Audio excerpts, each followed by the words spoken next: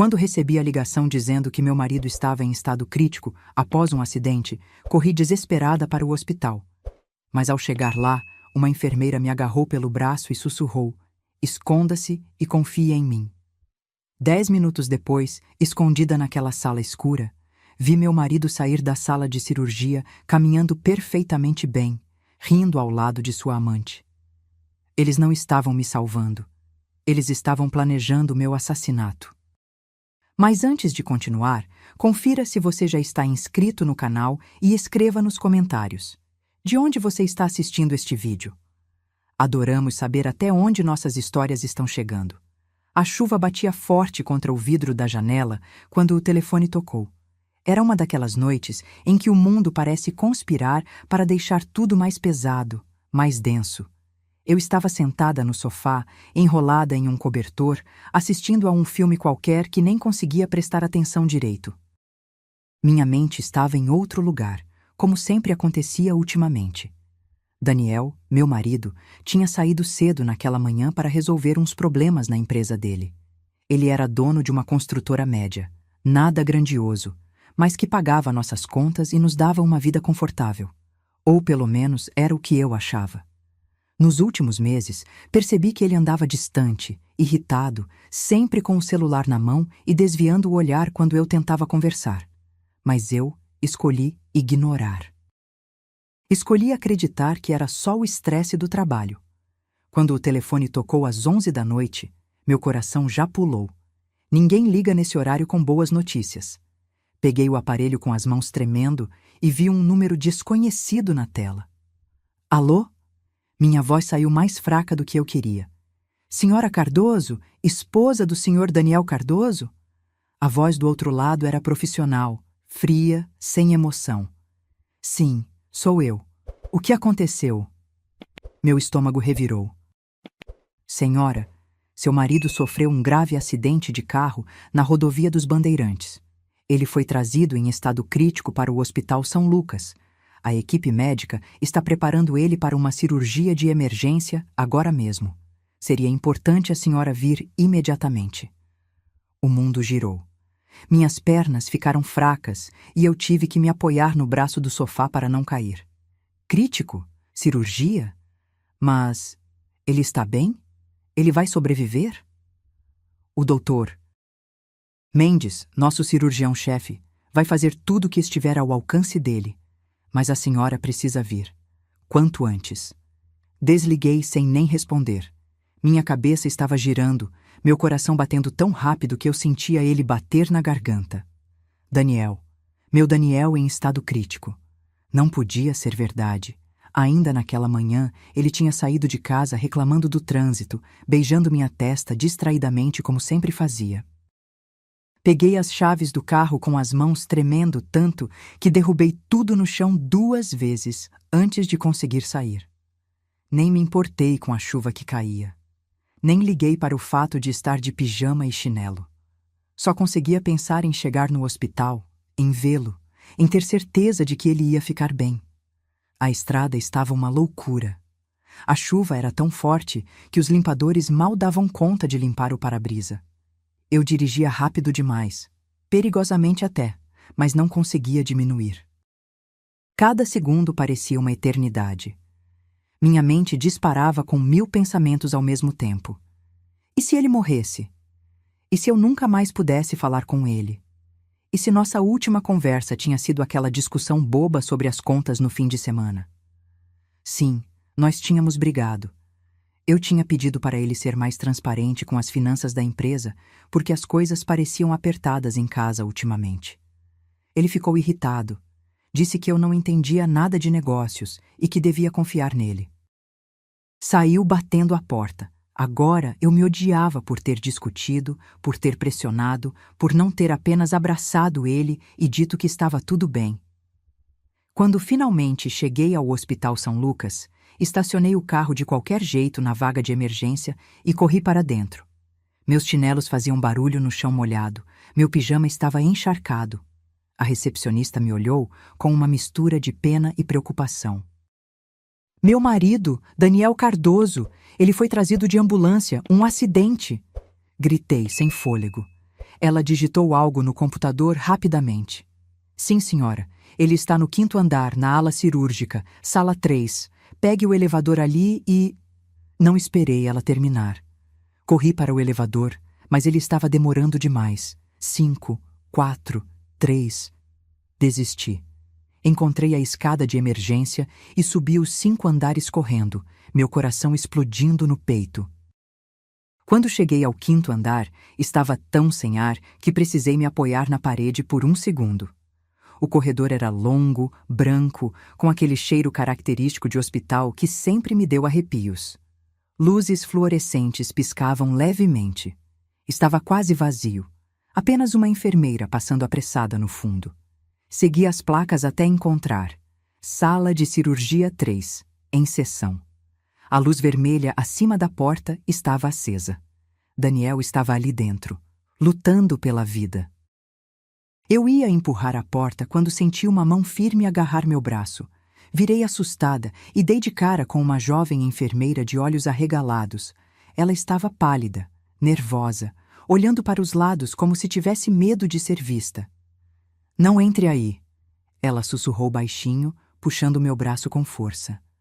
O quê? Meu marido está aí dentro. Eu preciso... Tentei me soltar. Esconda-se e confie em mim. Ela me encarou com uma intensidade que me gelou. Havia medo real nos olhos dela. Medo genuíno.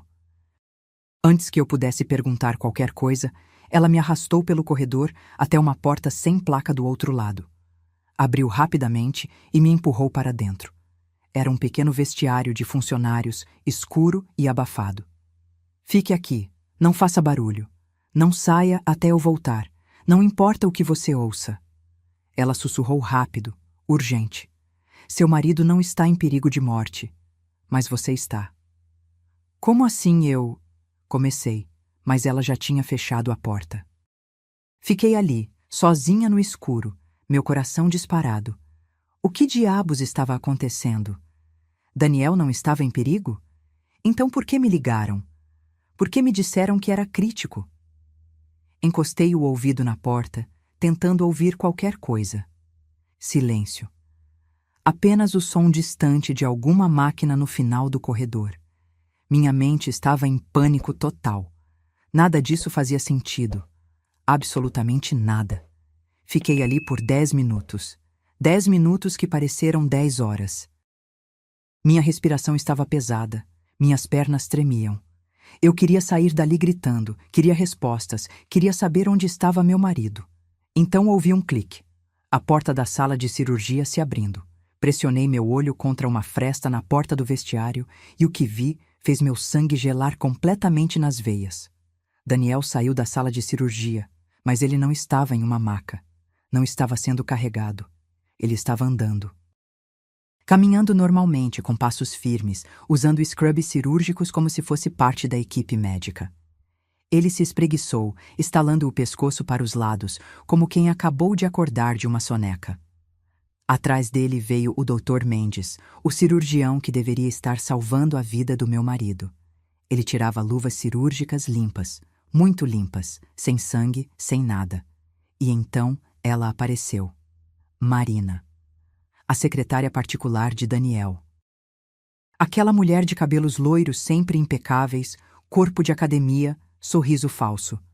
Ela saiu da sala usando um vestido elegante por baixo do jaleco médico, como se tivesse acabado de sair de um jantar. Minha visão ficou turva, meu estômago revirou. Funcionou perfeitamente. A voz de Daniel ecoou clara no corredor silencioso. Ele estava sorrindo, sorrindo. Dr. Mendes riu. Claro que funcionou. O relatório falso do acidente está registrado. A ambulância fez sua parte. Agora é só esperar ela chegar. Marina se pendurou no braço de Daniel rindo. Mal posso esperar para ver a cara dela quando descobrir que ficou viúva. Viúva. A palavra caiu como uma bomba na minha cabeça.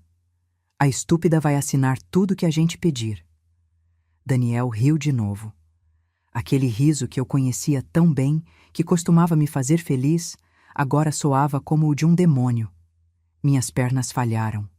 Caí de joelhos ali mesmo no vestiário escuro, tapando a boca com as 2 mãos para não gritar. Não conseguia respirar. Não conseguia pensar. Eles estavam planejando me matar. Fiquei agachada naquele vestiário escuro, sentindo meu mundo desmoronar pedaço por pedaço. Cada palavra que eles diziam do lado de fora era como uma facada. Meu marido, o homem com quem eu dividia a cama há 8 anos, estava planejando minha morte, com a amante, com um médico. Como se fosse a coisa mais natural do mundo. Tentei controlar a respiração, mas meu peito subia e descia descontroladamente. Lágrimas escorriam pelo meu rosto, mas eu não fazia barulho. Não podia. Minha vida dependia disso. Quando ela chegar aqui toda desesperada, continuou o Dr. Mendes, vou dizer que a cirurgia foi um sucesso, que ele está estável, mas que preciso que ela assine uns documentos. Consentimento para um segundo procedimento amanhã pela manhã. E que procedimento seria esse, doutor? Marina perguntou com uma voz melosa que me deu náusea. Vou dizer que durante a cirurgia encontrei algo preocupante. Um aneurisma cerebral não detectado, muito perigoso. Precisa ser operado com urgência. Claro que vou pedir a assinatura dela, não dele. Dr. Mendes explicou como se estivesse discutindo o cardápio do jantar. Daniel deu uma risada baixa. Esperta a ideia. Ela vai assinar sem nem pensar 2 vezes. A tonta sempre confiou em mim cegamente. E quando ela estiver na mesa amanhã, Dr. Mendes continuou, infelizmente, vai haver uma complicação com a anestesia. Parada cardíaca irreversível. Vamos fazer de tudo, claro, mas não vai adiantar. Meu estômago revirou. Eles estavam planejando cada detalhe, cada maldito detalhe do meu assassinato. E o seguro de vida? Marina perguntou ansiosa. 5 milhões. Daniel respondeu com satisfação na voz. Assinamos a apólice nova há 3 meses. Ela nem perguntou direito, só assinou onde eu pedi. Achei que seria mais difícil convencê-la a aumentar o valor, mas a idiota confiou. Agora fazia sentido. 3 meses atrás, Daniel chegou em casa com uma pilha de papéis de seguro. Disse que era importante atualizar nossa cobertura, que a empresa estava indo bem e precisávamos proteger nosso patrimônio. Eu, como sempre, confiei. Assinei tudo sem nem ler direito. Assinei minha própria sentença de morte. Com 5 milhões a gente pode sumir daqui, Marina suspirou sonhadora.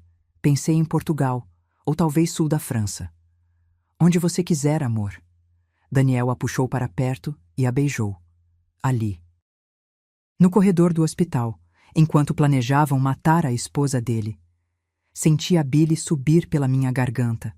Coloquei a mão na boca, lutando contra a vontade de vomitar. Não podia fazer barulho. Não podia. Bom, vamos nos preparar. Dr. Mendes disse. Daniel, você vai para a sala de recuperação. Deite-se. Vamos te conectar nos aparelhos. Você precisa parecer fraco, abatido. Marina, você fica comigo na sala de espera. Vamos recebê-la juntos. Entendido? Daniel concordou. Ouvi os passos dele se afastando pelo corredor. Esperei até não ouvir mais nada. Meu corpo inteiro tremia. Não era mais medo. Era raiva. Uma raiva tão intensa que eu nunca tinha sentido na vida. 8 anos. 8 anos de casamento. Eu tinha apoiado Daniel quando ele abriu a empresa. Trabalhei junto com ele nos primeiros anos, fazendo a contabilidade, atendendo clientes, pegando marmita para economizar. Eu acreditei nele, confiei nele, amei ele, e ele me pagava assim. A porta do vestiário se abriu de repente e eu quase gritei. Era a enfermeira. Ela entrou rapidamente e fechou a porta, acendendo uma pequena lanterna do celular. Senhora Cardoso, ela sussurrou. Você ouviu? Eu só consegui acenar com a cabeça, incapaz de falar. Meu nome é Paula. Eu trabalho aqui há 3 anos e já desconfio do Dr. Mendes há muito tempo. Ela se ajoelhou na minha frente. Ele faz isso. Ele procura pacientes com grandes apólices de seguro e causa acidentes durante cirurgias. Como você sabia sobre mim? consegui perguntar com a voz embargada. Porque hoje de manhã vi ele e seu marido conversando no estacionamento. Eu estava indo embora do plantão noturno quando vi os dois rindo, entrando juntos no hospital. Achei estranho porque seu marido não parecia doente. Então investiguei. Paula explicou rapidamente. Consegui acesso ao sistema e vi que o Dr. Mendes tinha registrado um acidente que nunca aconteceu.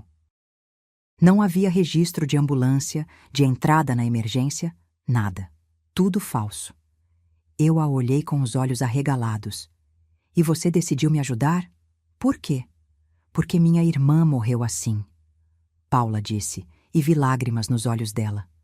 Há 2 anos, cirurgia simples de vesícula. Dr. Mendes operou. Ela teve uma complicação inesperada e morreu na mesa. Eu sempre soube que tinha algo errado, mas nunca consegui provar nada. Segurei a mão dela. Obrigada, você salvou minha vida. Ainda não, Paula balançou a cabeça. Eles vão te procurar. Você precisa ir embora daqui agora. Não, ouvi minha própria voz, firme, decidida. Eu não vou fugir. Vou acabar com eles. Paula me olhou surpresa. Como? Eles acham que eu sou estúpida. Vamos usar isso. Meu cérebro começou a funcionar rapidamente. Você disse que checou o sistema. Tem como pegar provas, documentos, registros? Tenho acesso limitado, mas posso tentar. Paula concordou. Então faça isso. Pegue tudo que conseguir. Eu vou fazer minha parte. Levantei, limpando as lágrimas do rosto. Que parte? Paula perguntou preocupada. Vou dar a eles exatamente o que querem. Uma viúva desesperada e burra. Sorri, mas sei que não havia alegria nenhum naquele sorriso. Era pura vingança. Paula me entregou um cartão. Este é meu celular pessoal. Qualquer coisa, me liga. Eu vou para a sala de arquivos pegar o que puder. Obrigada, Paula. Você é muito corajosa. Nós duas somos. Ela apertou minha mão antes de sair. Fiquei sozinha no vestiário por mais alguns minutos, organizando meus pensamentos. Meu coração ainda batia forte, mas não era mais de medo. Era determinação pura. Peguei meu celular e abri o gravador de voz. Eu sempre tinha esse app porque às vezes gravava lembretes para mim mesma. Nunca imaginei que usaria para isso. Respirei fundo, limpei as últimas lágrimas e abri a porta do vestiário. Era hora de atuar. E eu ia dar a performance da minha vida. Caminhei pelo corredor como uma mulher destroçada. Não foi difícil fingir, porque parte de mim realmente estava. A diferença é que agora eu sabia exatamente quem eram meus inimigos. Arrastei os pés, deixei meus ombros caírem, mantive a expressão de pânico puro no rosto. Quando cheguei perto da estação de enfermagem, uma enfermeira mais velha me viu e se aproximou rapidamente. Senhora, a senhora está bem? Meu marido, Daniel Cardoso. Ele sofreu um acidente. Deixei minha voz sair embargada, trêmula. Disseram que ele está em cirurgia. Ah, sim. A enfermeira checou uma prancheta. A cirurgia acabou de terminar. A senhora pode falar com o Dr. Mendes na sala de espera. É ali. Ela apontou. Ele está vivo? Por favor, me diz que ele está vivo. Agarrei o braço dela, deixando lágrimas escorrerem. A senhora precisa falar com o médico. Ela disse gentilmente, me conduzindo até a sala de espera. Era uma sala pequena, com cadeiras desconfortáveis de plástico azul e uma televisão muda no canto, mostrando algum programa de madrugada. Dr. Mendes estava lá, agora sem os scrubs, usando um jaleco branco impecável. Ao lado dele, Marina, que rapidamente compôs uma expressão de preocupação falsa quando me viu. Senhora Cardoso! Dr. Mendes se aproximou com as mãos estendidas, como se fosse me consolar. Tive que usar toda a minha força de vontade para não cuspir nele. Doutor, meu marido, como ele está? Deixei minha voz sair num grito desesperado. Por favor, sente-se. Ele me guiou para uma cadeira. Marina ficou em pé num canto, me observando com aqueles olhos de cobra. A cirurgia foi bem sucedida. Dr. Mendes começou, usando aquele tom calmo e profissional de médico. Seu marido sofreu múltiplas fraturas e hemorragia interna, mas conseguimos estabilizá-lo. Graças a Deus! cobri o rosto com as mãos, soluçando. Posso vê-lo? Em breve, mas há algo que preciso discutir com a senhora primeiro. Dr. Mendes se sentou ao meu lado. Durante a cirurgia, descobrimos algo preocupante. Aqui vem. Respirei fundo internamente, mas mantive a expressão de pânico. O quê? Algo mais grave? Perguntei com a voz trêmula. Durante os exames que fizemos, detectamos um aneurisma cerebral. Ele disse, olhando nos meus olhos como se realmente se importasse. É uma dilatação anormal de um vaso sanguíneo no cérebro. Muito perigoso. Pode se romper a qualquer momento. Não, não. Balancei a cabeça, apertando as mãos uma na outra. Precisamos operá-lo amanhã de manhã. É urgente. Dr. Mendes continuou. Mas é uma cirurgia delicada, de alto risco. Preciso que a senhora assine um termo de consentimento. Marina se aproximou, estendendo uma prancheta com papéis. É para a segurança do Daniel, Júlia. Ela usou meu nome com aquela voz falsa de preocupação. Tive vontade de arrancar aqueles cabelos loiros dela. Peguei a prancheta com as mãos, tremendo de propósito. Li rapidamente o documento. Era um consentimento para cirurgia cerebral de emergência, com todos os riscos listados, incluindo possível óbito durante o procedimento. Minha própria sentença de morte disfarçada de salvação para meu marido. Eu não sei. Fingi hesitação. E se algo der errado? Senhora Cardoso, entendo sua preocupação, mas sem essa cirurgia, o aneurisma pode se romper. E aí as chances de sobrevivência são praticamente zero. Dr. Mendes colocou a mão no meu ombro. Senti minha pele arrepiar de nojo. Fazendo a cirurgia, ele tem 70% de chance de recuperação total. 70%. Que número específico e convincente. Aposto que ele usava essa mesma estatística com todas as suas vítimas. Posso ver ele primeiro? Pedi, olhando para o médico com olhos suplicantes. Dr. Mendes hesitou por uma fração de segundo. Trocou um olhar rápido com Marina. Claro, ele disse finalmente. Mas apenas por alguns minutos. Ele está muito fraco e precisa descansar antes da próxima cirurgia. Levantei, ainda segurando a prancheta. Onde ele está? Sala de recuperação 4. Vou levá-la. Marina se ofereceu rapidamente. Caminhamos pelo corredor em silêncio. Eu na frente, ela atrás. Podia sentir os olhos dela nas minhas costas. Será que ela sentia algum remorso? Alguma culpa por estar fudendo com a vida de outra mulher? Claro que não. Gente assim não sente nada. Marina abriu a porta da sala de recuperação. Era um quarto pequeno, com uma cama no centro cercada de monitores e máquinas. E lá estava ele. Daniel estava deitado, com os olhos fechados, conectado a um soro e a um monitor cardíaco que bipava num ritmo constante. Ele parecia pálido, frágil. Se eu não tivesse visto ele caminhando normalmente há meia hora, eu acreditaria completamente na farsa. Vou deixá-los a sós, Marina disse, mas ficou do lado de fora da porta vigiando. Me aproximei da cama devagar. Olhei para aquele rosto que eu conhecia tão bem. As rugas de expressão ao redor dos olhos que apareciam quando ele sorria. A pequena cicatriz no queixo de quando caiu de bicicleta aos 10 anos. A barba por fazer que ele sempre deixava crescer nos fins de semana. Meu marido. Meu assassino. Daniel, sussurrei, pegando a mão dele. Ele abriu os olhos lentamente, com uma atuação digna de Oscar. Amor. A voz saiu fraca, rouca. Você veio. Claro que eu vim. Apertei a mão dele, observando cada detalhe do rosto dele. Fiquei tão desesperada quando recebi a ligação. Desculpa, por te assustar. Ele tossiu fracamente. O médico me disse sobre o aneurisma. Continuei, mantendo a voz embargada.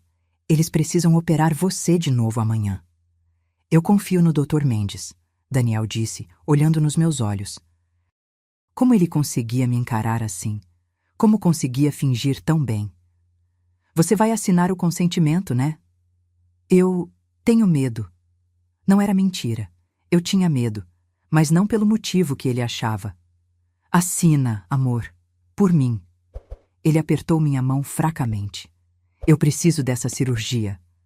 Olhei para ele em silêncio por um longo momento, então me inclinei e beijei sua testa. Tudo bem, eu assino. Vi um lampejo de satisfação nos olhos dele antes de ele fechá-los novamente, voltando a fingir fraqueza. Saí do quarto. Marina estava encostada na parede do corredor, checando o celular. Vou assinar os papéis, anunciei. O rosto dela se iluminou por um segundo antes de ela compor uma expressão adequadamente preocupada. Tenho certeza que vai dar tudo certo, Júlia.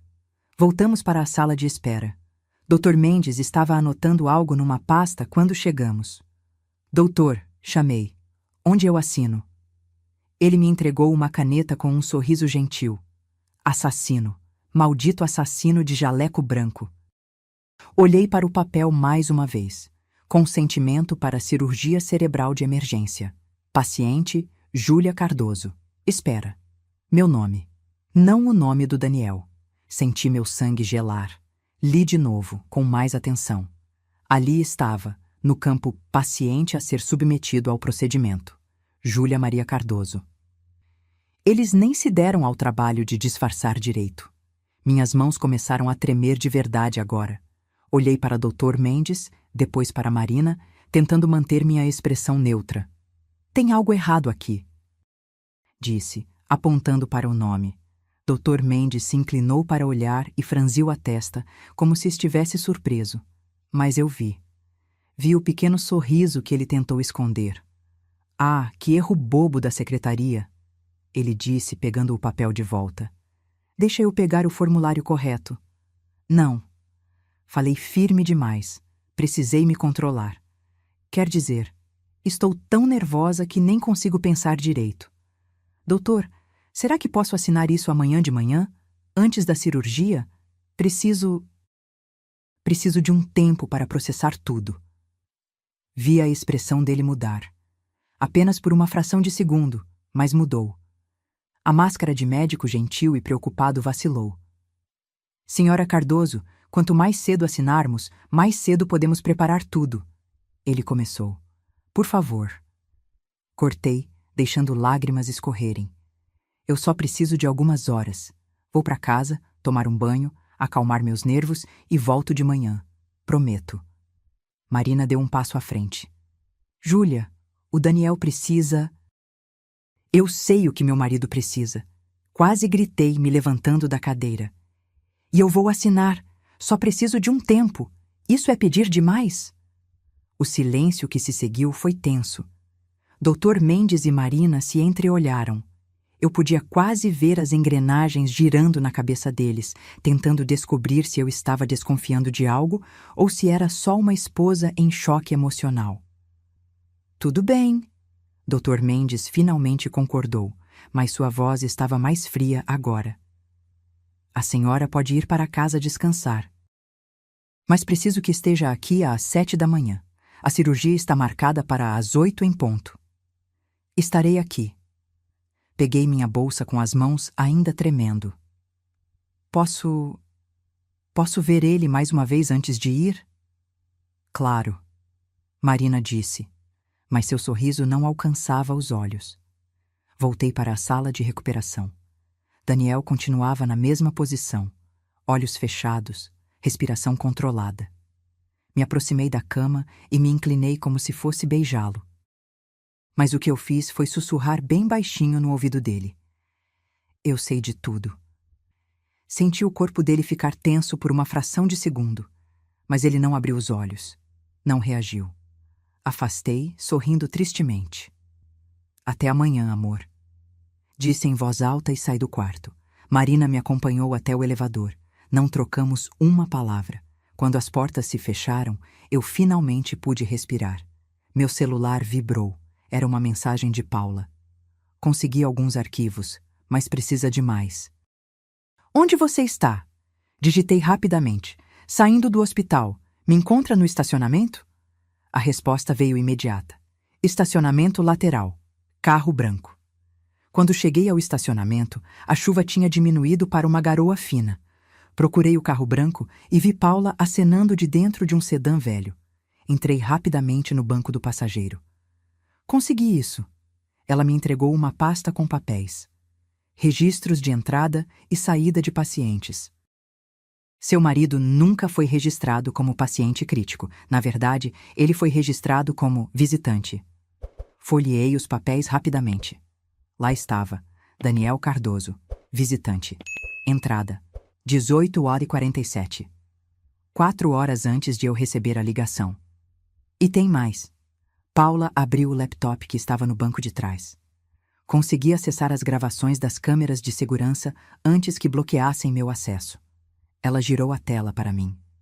O vídeo mostrava o estacionamento do hospital, com a marcação de horário 18h52. E lá estava Daniel, saindo de seu próprio carro, sorrindo, se espreguiçando. Nada de ambulância, nada de acidente. Marina saiu do lado do passageiro, ajeitando o cabelo. "Consegue me mandar isso?" perguntei, sentindo a adrenalina correr nas veias. "Já enviei para seu e-mail." "Mas, Júlia?" Paula me olhou preocupada. "Eles vão saber que eu acessei os arquivos. O Dr. Mendes tem muita influência aqui. Ele pode me demitir ou coisa pior." "Você tem algum lugar para ficar? Longe daqui?" perguntei. "Minha mãe mora no interior. Posso ir para lá." "Então vai. Agora. Esta noite mesmo." Segurei a mão dela. "E muito obrigada. Você não tem ideia do quanto me ajudou." "O que você vai fazer?" Paula perguntou. "Vou acabar com eles." Respondi, e dessa vez não tinha um pingo de dúvida na minha voz.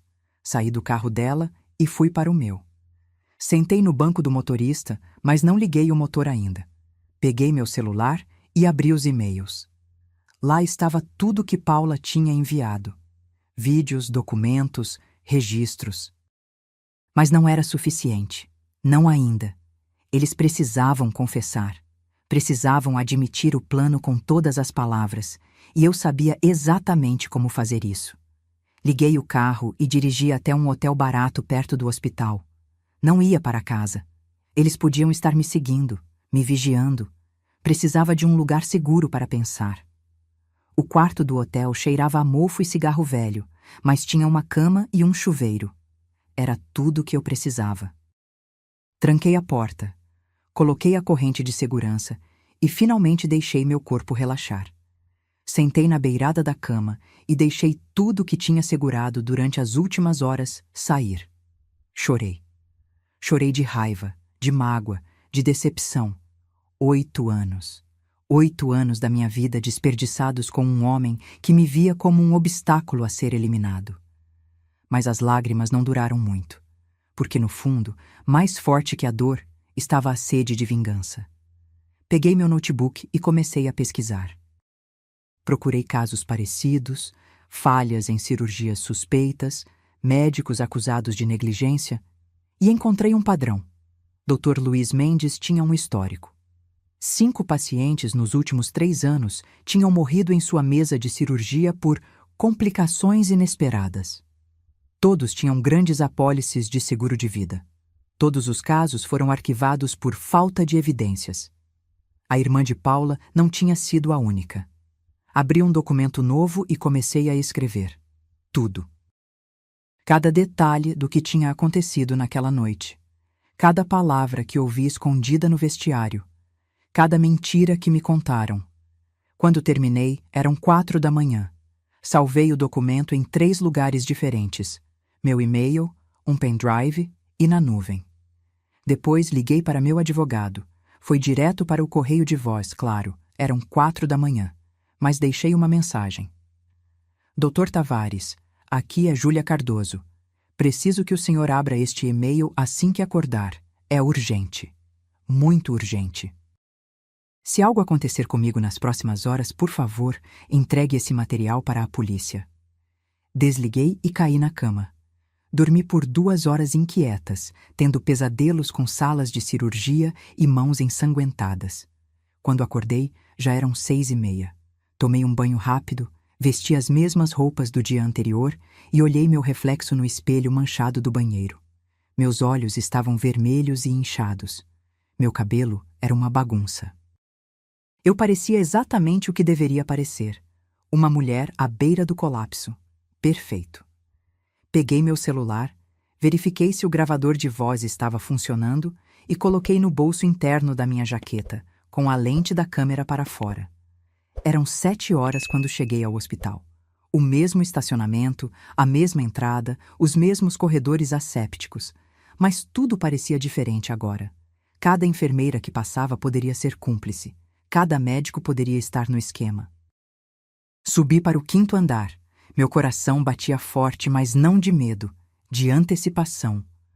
Dr. Mendes estava me esperando na sala de espera, com aquele mesmo sorriso gentil e falso. Senhora Cardoso, que bom que chegou cedo. Ele se levantou. Trouxe o formulário correto desta vez. Antes de assinar, eu disse, mantendo a voz firme: quero ver meu marido novamente. Dr. Mendes hesitou apenas por um segundo. Claro, mas precisamos ser rápidos. A equipe cirúrgica está se preparando. Ele me guiou pelo corredor até a sala de recuperação. Daniel estava acordado desta vez, sentado na cama, parecendo muito mais alerta do que deveria para alguém que estava prestes a fazer uma cirurgia cerebral de emergência. Amor. Ele estendeu as mãos quando me viu. Sua voz estava mais forte agora. Erro número 1. Como você está se sentindo? Perguntei, me aproximando. Melhor. Os médicos são ótimos aqui. Ele sorriu, pegando minha mão. Senti meu estômago revirar com o toque dele. O doutor Mendes disse que a cirurgia é arriscada. Falei, observando cada microexpressão no rosto dele. Eu sei. Daniel apertou minha mão. Por isso é tão importante que você assine logo o consentimento. Quanto antes começarmos, melhor. Na verdade, comecei devagar. Estive pensando a noite toda e... A porta se abriu de repente. Marina entrou, vestindo scrubs azuis desta vez, como se fosse fazer parte da equipe cirúrgica. Ela parou ao me ver, surpresa por um instante antes de recompor a expressão. Desculpe interromper, ela disse com aquela voz falsa, mas Dr. Mendes pediu que eu verificasse os sinais vitais do Daniel. Claro. Me afastei da cama. Aliás, Marina, pode ficar. Queria falar com vocês dois. Vi os olhos dela se estreitarem levemente. Daniel também ficou tenso. Sobre o quê? Ele perguntou. Respirei fundo. Era agora ou nunca. Sobre o fato de que eu sei que estão planejando me matar. O silêncio que se seguiu foi absoluto. Marina congelou com o termômetro na mão. Daniel ficou pálido de verdade pela primeira vez. Júlia, você está em choque? Daniel começou, mas eu levantei a mão. Poupe seu fôlego para algo útil, como explicar para a polícia. Tirei meu celular do bolso. Ontem à noite, enquanto vocês achavam que eu estava escondida sem saber de nada, eu gravei tudo. Cada palavra que vocês disseram no corredor depois da falsa cirurgia. Apertei play. As vozes saíram nítidas do alto-falante. Funcionou perfeitamente. O relatório falso do acidente está registrado. Mal posso esperar para ver a cara dela quando descobrir que ficou viúva. Com 5 milhões, a gente pode sumir daqui. Vi o sangue sumir do rosto de Daniel. Marina deixou cair o termômetro no chão. Além disso, continuei, sentindo uma onda de poder percorrer meu corpo. Tenho os registros do hospital mostrando que você nunca foi registrado como paciente de emergência, Daniel. Tenho o vídeo das câmeras de segurança mostrando você chegando aqui com suas próprias pernas, sorrindo, com sua amante. E tenho um histórico completo das complicações cirúrgicas do Dr. Mendes nos últimos anos. Você não pode provar nada. Marina finalmente falou, mas sua voz estava trêmula. Não posso? Sorri friamente. Todas essas evidências já estão com meu advogado. Se algo acontecer comigo, elas vão direto para a polícia. E mais, vou sair daqui agora mesmo e ir direto para uma delegacia. Daniel se levantou da cama de repente, arrancando os fios que o conectavam aos monitores. Você não vai a lugar nenhum. Ele avançou para mim, mas eu já estava preparada. Dei um passo para trás, mantendo o celular erguido. Toca nela. Uma nova voz veio da porta. Paula estava lá, acompanhada de 2 seguranças do hospital. Esses cavalheiros são da segurança privada, Paula explicou. Quando eu os informei sobre as irregularidades nos registros hospitalares e sobre as ameaças contra uma paciente, eles concordaram em me acompanhar. Isto é um mal-entendido. Dr. Mendes entrou na sala atrás dos seguranças. Seu rosto estava vermelho de raiva. Esta mulher está delirando. Então explica isso. Um dos seguranças mostrou um tablet. Os registros do sistema hospitalar foram adulterados. A senhora, ele olhou para Paula, nos mostrou as discrepâncias. E acabamos de receber uma ordem do diretor do hospital para investigar todas as cirurgias realizadas pelo Dr. Mendes no último ano. Quem foi que... Dr. Mendes começou, mas foi interrompido. Fui eu. Uma mulher entrou na sala. Era mais velha, cabelos grisalhos presos em um coque severo. Usava um blazer elegante. Sou a doutora Beatriz Costa, nova diretora deste hospital. Assumi há 2 semanas e uma das primeiras coisas que fiz foi revisar os casos de óbito em cirurgia.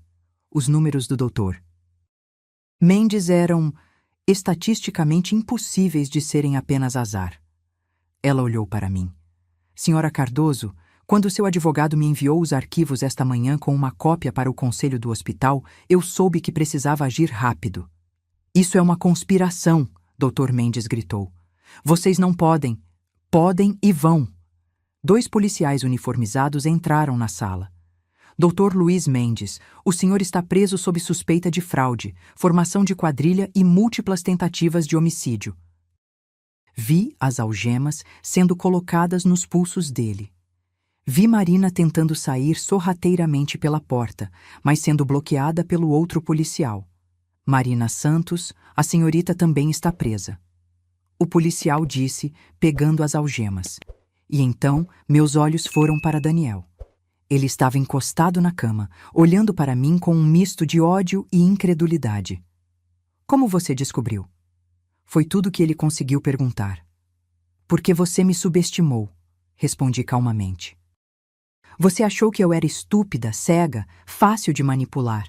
Mas eu sempre soube que algo estava errado. Os telefonemas escondidos, as viagens de última hora, as contas que não fechavam.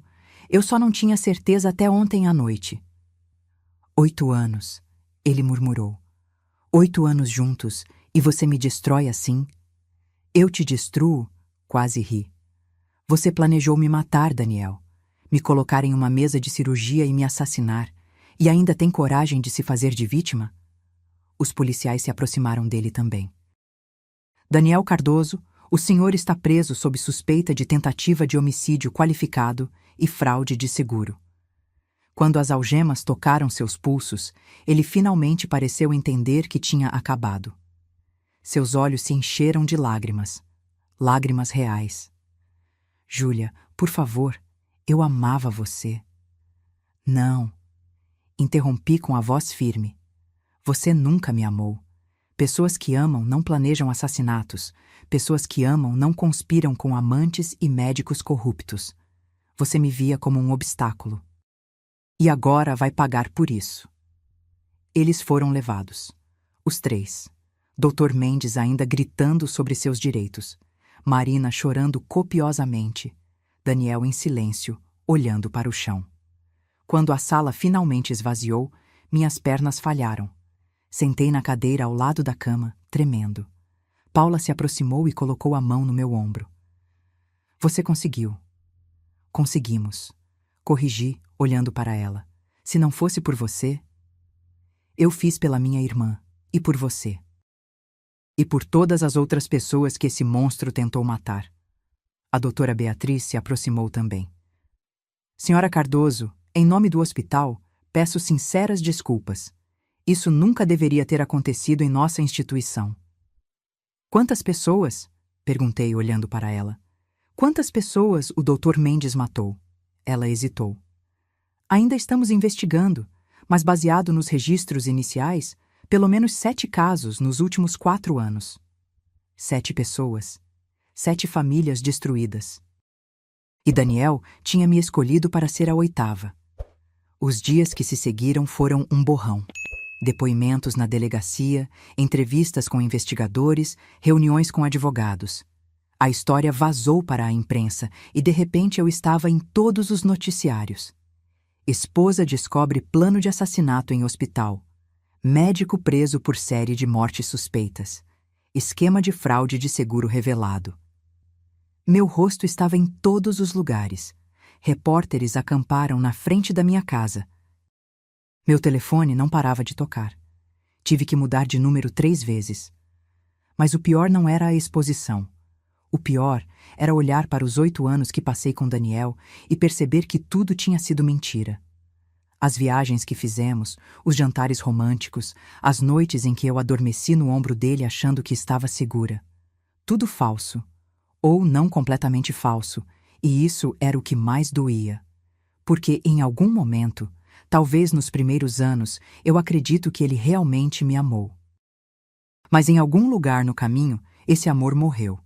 E ao invés de me dizer, ao invés de pedir o divórcio como uma pessoa normal, ele decidiu que seria mais fácil me matar. A investigação revelou coisas que eu preferia não saber. Daniel estava devendo muito mais do que eu imaginava. A construtora estava à beira da falência. Ele tinha feito empréstimos com agiotas, tinha dívidas de jogo, tinha se metido em negócios ilegais tentando salvar a empresa. Marina era a amante há 2 anos. 2 anos que eles vinham se encontrando nas minhas costas. 2 anos de mentiras. E o pior, ela tinha sido minha amiga primeiro. Foi em uma festa da empresa que conheci ela. Eu mesma tinha sugerido que Daniel a contratasse como secretária porque ela parecia eficiente e confiável. Que piada! O plano deles era simples e terrível. Me matar, pegar os 5 milhões do seguro, saldar as dívidas de Daniel e fugir juntos para o exterior. Começar uma nova vida. Como se eu fosse apenas um item a ser riscado de uma lista de afazeres. Dr. Mendes recebia uma porcentagem do seguro. Era assim que funcionava. Ele procurava pacientes vulneráveis, pessoas com grandes apólices de seguro e parentes desesperados. Falsificava emergências, realizava cirurgias de risco e, durante o procedimento, causava a morte. Sempre tinha uma desculpa. Complicação inesperada. Reação à anestesia. Sangramento que não conseguiram conter. E as famílias, destruídas pela dor, raramente questionavam. Afinal, o doutor tinha tentado de tudo, não tinha? Essas coisas acontecem. É a vida. Paula me contou que a irmã dela, Fernanda, tinha sido uma das vítimas. Cirurgia simples de vesícula. Paula tinha implorado para ela ir em outro hospital, mas Fernanda confiava no Dr. Mendes. Ele era tão renomado, tão respeitado. Fernanda tinha um seguro de 2 milhões, deixou um marido e 2 filhos pequenos. E o doutor Mendes embolsou 400 mil reais como consultor médico nos meses seguintes. Quando descobri isso, quis vomitar. O julgamento foi rápido. Com as evidências que tínhamos, os vídeos, as gravações, os registros adulterados, o histórico de mortes suspeitas, não havia muito o que a defesa pudesse fazer. Dr. Mendes foi condenado a 30 anos de prisão por 7 casos de homicídio qualificado. Marina pegou 15 anos como cúmplice em tentativa de homicídio. Daniel pegou 25 anos. Eu estava na sala do tribunal quando leram as sentenças. Vi o Dr. Mendes, antes tão arrogante, chorar como uma criança. Vi Marina gritar que era inocente, que tinha sido manipulada. Vi Daniel me olhar pela última vez antes de ser levado. Ele não disse nada. Apenas me olhou com aqueles olhos que eu conhecia tão bem, que eu tinha amado tanto. E então virou e foi levado para fora da sala. Foi a última vez que o vi. Depois do julgamento, tentei reconstruir minha vida. Vendi a casa onde moramos juntos. Não conseguia mais entrar nela sem lembrar. Cada cômodo tinha memórias. A cozinha onde fazíamos café da manhã juntos aos domingos. A sala onde assistíamos filmes abraçados no sofá. O quarto onde... Não conseguia mais ficar lá. Comprei um apartamento pequeno em outro bairro, algo novo, limpo, sem passado. A seguradora tentou não pagar o seguro, alegando tentativa de fraude. Mas meus advogados argumentaram que eu era a vítima, não a fraudadora. Levou meses de batalha judicial, mas eventualmente ganhamos. 5 milhões de reais. Dinheiro manchado de sangue. Dinheiro que quase custou minha vida. Usei parte dele para pagar as dívidas que Daniel tinha deixado em meu nome. Sim, mesmo sendo crimes dele, como éramos casados em comunhão de bens, parte das dívidas legais recaíam sobre mim. Os advogados conseguiram reduzir bastante, mas ainda assim foram centenas de milhares de reais. Outro tanto eu doei para a família da Paula. Para os filhos de Fernanda, que ficaram órfãos por causa da ganância de um médico. O resto investi. Não queria esse dinheiro perto de mim, mas também não ia desperdiçá-lo. Era meu, afinal de contas. Paguei com quase perder minha vida por ele. Paula se tornou uma grande amiga. Ela largou o emprego no hospital, não conseguia mais trabalhar lá depois de tudo e voltou a estudar. Decidiu fazer direito para poder ajudar outras vítimas de negligência médica. Eu a ajudei financeiramente com os estudos. Era o mínimo que podia fazer pela mulher que salvou minha vida. Quanto a mim, também mudei de carreira. Trabalhava como contadora, mas depois de tudo que passei, não conseguia mais me concentrar em planilhas e números. Parecia tão insignificante. Comecei a trabalhar como voluntária em um centro de apoio a mulheres vítimas de violência doméstica. Sim, o que Daniel tentou fazer comigo era violência. Talvez a pior forma de violência, tentar me matar e fazer parecer um acidente. Conheci tantas mulheres fortes naquele centro, mulheres que tinham sobrevivido a coisas terríveis, espancamentos, abusos psicológicos, tentativas de homicídio, e todas elas tinham algo em comum. Tinham encontrado forças que nem sabiam que existiam, assim como eu. 6 meses depois do julgamento, recebi uma carta. Era de Daniel. Fiquei olhando para o envelope por 1 hora antes de ter coragem de abrir. Parte de mim queria queimar sem ler, mas outra parte precisava saber o que ele tinha a dizer. A carta era longa, escrita à mão em papel pautado. Reconheci a letra dele imediatamente. Ele pedia perdão. Dizia que não sabia o que tinha dado nele, que era outra pessoa agora, que tinha tempo para refletir sobre seus erros. Dizia que me amava de verdade, que tudo tinha fugido do controle, que se arrependia todos os dias. Menti. Terminava pedindo que eu o visitasse. Que lhe desse uma chance de explicar pessoalmente, que talvez um dia pudéssemos... Rasguei a carta. Não em pedaços pequenos, mas em tiras longas e satisfatórias. Depois, coloquei tudo em um cinzeiro e ateei fogo. Vi as palavras dele virarem cinzas. Ele teria 25 anos para refletir sobre suas escolhas. Eu não seria parte dessa reflexão. 1 ano depois, eu estava diferente. Não fisicamente. Ainda tinha os mesmos olhos castanhos, o mesmo cabelo cacheado que nunca cooperava. Mas algo dentro de mim tinha mudado permanentemente. Eu não confiava mais facilmente.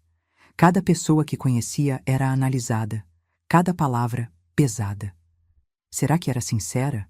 Será que tinha segundas intenções? Eu sabia que estava sendo paranoica, mas não conseguia evitar. Comecei terapia, 2 vezes por semana, religiosamente. A princípio resistia, achava que conseguiria processar tudo sozinha. Mas Paula me convenceu. Você passou por um trauma, ela disse. Não tem vergonha nenhuma em pedir ajuda profissional. E ela estava certa. A terapia me ajudou a entender que não tinha sido culpa minha, que eu não tinha sinais que deveria ter visto, que pessoas que querem enganar são muito boas nisso. Também me ajudou a perdoar a mim mesma, perdoar por ter confiado, perdoar por ter amado, perdoar por ter sido humana. Conheci outras sobreviventes de tentativas de homicídio. Tinha um grupo de apoio que nos reuníamos 1 vez por mês. Ouvir as histórias delas me fez perceber que não estava sozinha. Tinha a Rosa, que o marido tentou envenenar lentamente com arsênico no café da manhã durante meses. Ela só descobriu quando começou a ter sintomas estranhos e um médico desconfiado pediu exames toxicológicos. Tinha a Mariana, cujo namorado tentou empurrá-la de um penhasco durante uma trilha romântica. Ela sobreviveu se agarrando a um galho. Tinha a Sônia, que descobriu que o companheiro estava adulterando os freios do carro dela. Ela só não morreu porque, coincidentemente, o carro quebrou no dia anterior e foi para um mecânico, que descobriu a sabotagem. Histórias terríveis, mas também histórias de sobrevivência, de mulheres que se recusaram a ser vítimas. Eu era uma delas agora. 2 anos depois, aconteceu algo que não esperava. Conheci alguém. Ele se chamava Ricardo e era terapeuta no centro de apoio onde eu era voluntária. Era gentil, paciente e completamente diferente de Daniel. Onde Daniel era impulsivo e dominador, Ricardo era calmo e respeitoso. Onde Daniel mentia, Ricardo era transparente até demais. Eu resisti no começo. Resisti muito. A ideia de me abrir para alguém de novo, de confiar de novo, era aterrorizante. Não estou pedindo que confie em mim cegamente, Ricardo disse quando finalmente admiti meus medos para ele. Estou pedindo que me dê uma chance de ganhar sua confiança, passo a passo, no seu tempo. E foi isso que fizemos, passos pequenos. Ele me mostrava suas contas bancárias sem eu pedir, me incluía em todas as decisões, nunca escondia o celular, nunca tinha reuniões de última hora suspeitas. Era quase chato de tão previsível, e era exatamente o que eu precisava. Levou 1 ano até nosso primeiro beijo, mais 6 meses até eu concordar em morar junto. E mesmo assim, insisti em manter contas separadas, manter minha independência financeira. Ele nunca reclamou. Você passou por algo terrível, ele dizia. Se precisa de seguranças extras para se sentir segura, eu entendo completamente. 3 anos após a prisão de Daniel, Paula se formou em Direito. Eu estava na plateia quando ela recebeu o diploma, gritando e aplaudindo como uma louca. Ela tinha se saído melhor da turma. Naquela noite, saímos para comemorar. Eu, Paula, Ricardo e algumas outras amigas que fiz no grupo de apoio. Estávamos em um restaurante pequeno, rindo, brindando com vinho barato. Vocês sabem o que é mais louco? Paula disse em algum momento da noite, já um pouco alterada pelo álcool. Há 3 anos, eu estava trabalhando naquele hospital maldito, presa na dor de ter perdido minha irmã, achando que nunca teria justiça. E olha onde estamos agora. Advogada formada, eu disse, erguendo minha taça. Pronta para ferrar com médicos corruptos em tribunal. E você? Paula apontou para mim. Coordenadora de um centro de apoio, ajudando dezenas de mulheres. Com um namorado que é gente boa de verdade. Ela piscou para Ricardo, que ficou vermelho. A gente sobreviveu. Uma das outras mulheres, a Rosa, disse. Isso é o que importa. Não só sobrevivemos, corrigi. A gente venceu. Eles tentaram nos destruir e a gente se reconstruiu. Mais fortes. Brindamos a isso. A sobrevivência. A força. A reconstrução. Naquela noite, deitada na cama ao lado de Ricardo, percebi que estava feliz. De verdade feliz. Não aquela felicidade ingênua que tinha com Daniel, baseada em mentiras e ilusões, mas uma felicidade sólida, construída sobre verdade e respeito. Ainda tinha pesadelos às vezes. Sonhava que estava de volta naquele vestiário escuro, ouvindo Daniel planejar minha morte. Acordava suada, com o coração disparado, mas Ricardo estava sempre lá, me segurando, me lembrando que estava segura. 4 anos depois, recebi outra carta de Daniel. E outra. E outra.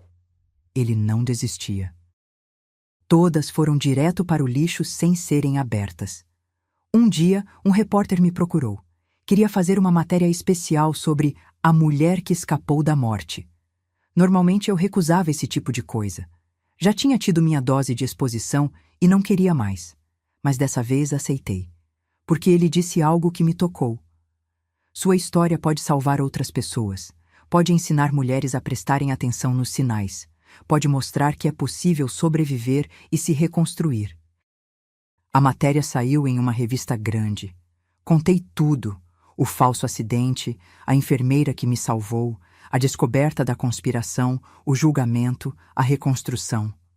As respostas foram avassaladoras. Recebi centenas de e-mails, mulheres me contando suas próprias histórias. Algumas que tinham escapado, outras que ainda estavam presas em relacionamentos abusivos e a matéria tinha sido a motivação que precisavam para sair. Uma mulher me escreveu: "Meu marido sugeriu aumentar meu seguro de vida mês passado. Achei estranho, mas ignorei. Depois de ler sua história, fui investigar. Descobri que ele está tendo um caso e está endividado. Já entrei com pedido de divórcio e anulei a apólice. Você salvou minha vida sem nem saber." Chorei quando li aquilo. 5 anos depois da prisão de Daniel, o centro onde eu trabalhava abriu uma nova ala, financiada em parte com o dinheiro do meu seguro.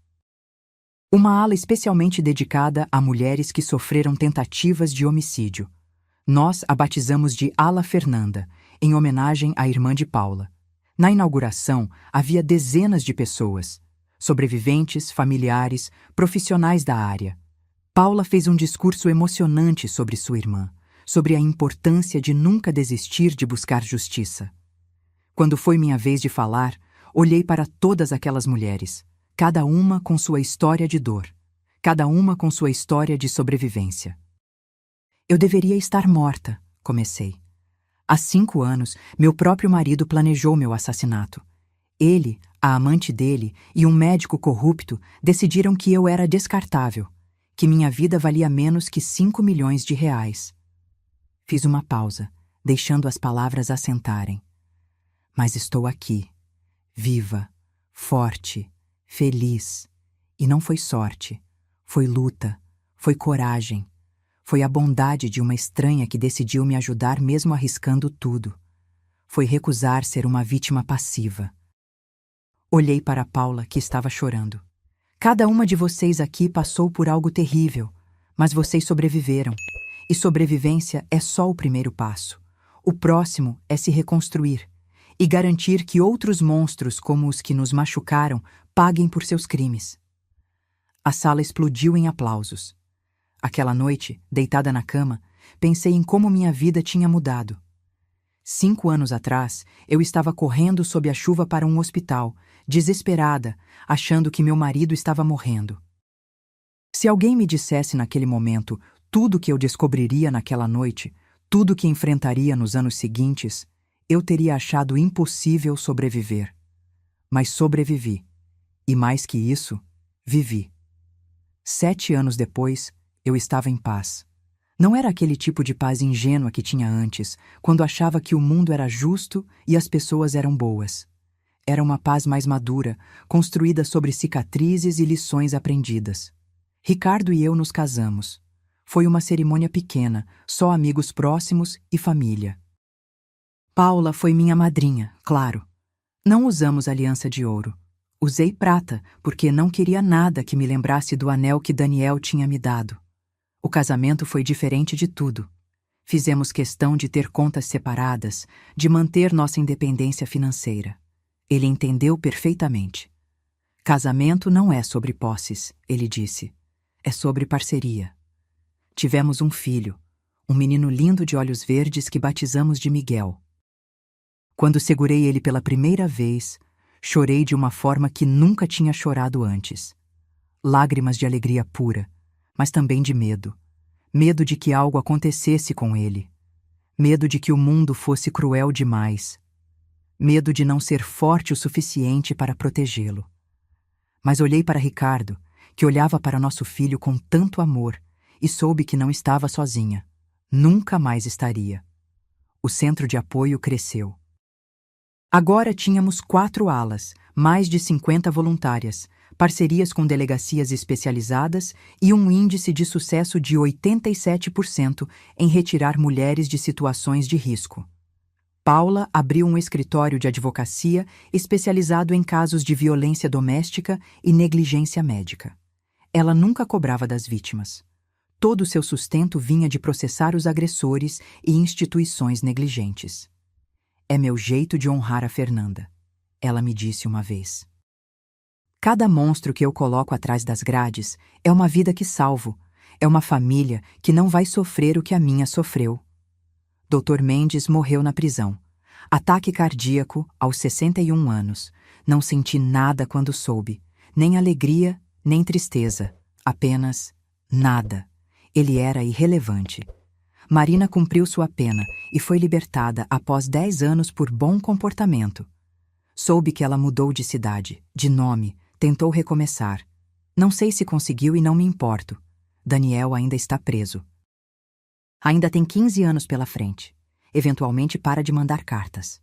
Ouvi dizer que ele arrumou outra namorada na prisão, uma presidiária que cumpre pena por estelionato. Acho que eles combinam perfeitamente. Às vezes me pergunto se ele realmente se arrepende, se entende a dimensão do que tentou fazer, se nas longas noites na cela ele se lembra da mulher que amou ou fingiu amar e sente alguma coisa. Mas são apenas pensamentos passageiros. Ele não merece mais espaço na minha cabeça.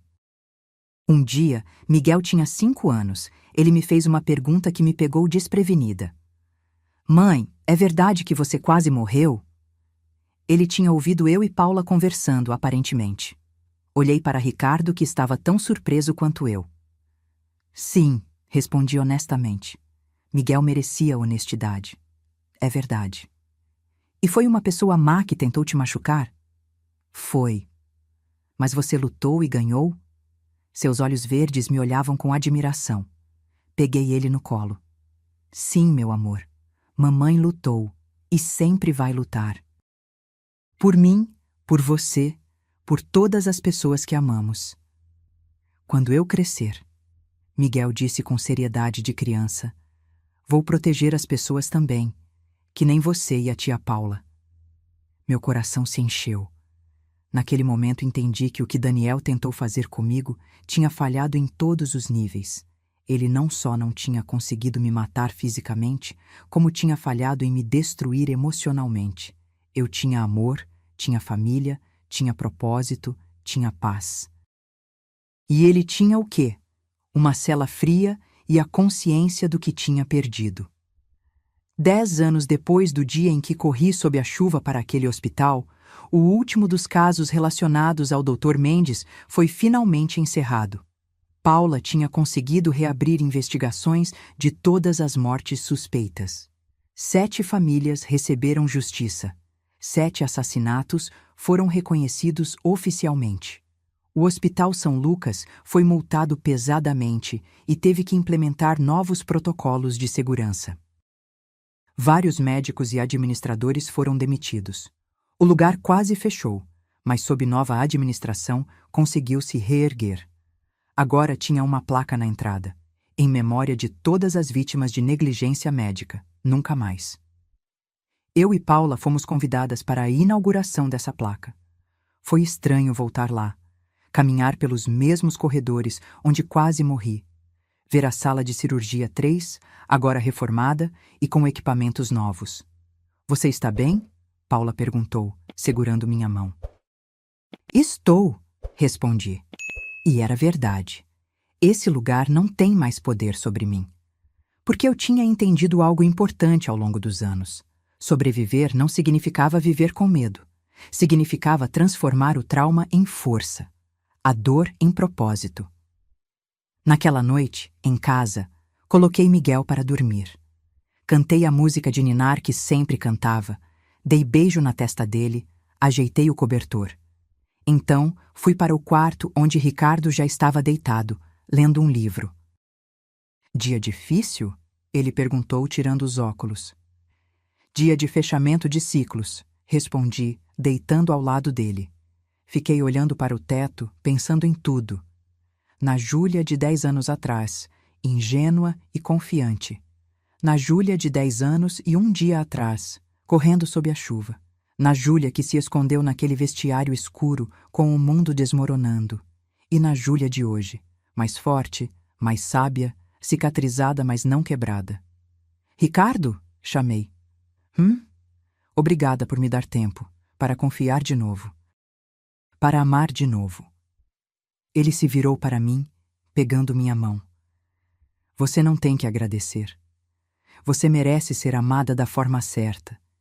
E ali, naquele quarto simples, no apartamento que comprei com o dinheiro do seguro, que quase custou minha vida, ao lado do homem que escolhi amar conscientemente e não cegamente, com meu filho dormindo no quarto ao lado, eu finalmente senti algo que não sentia há anos.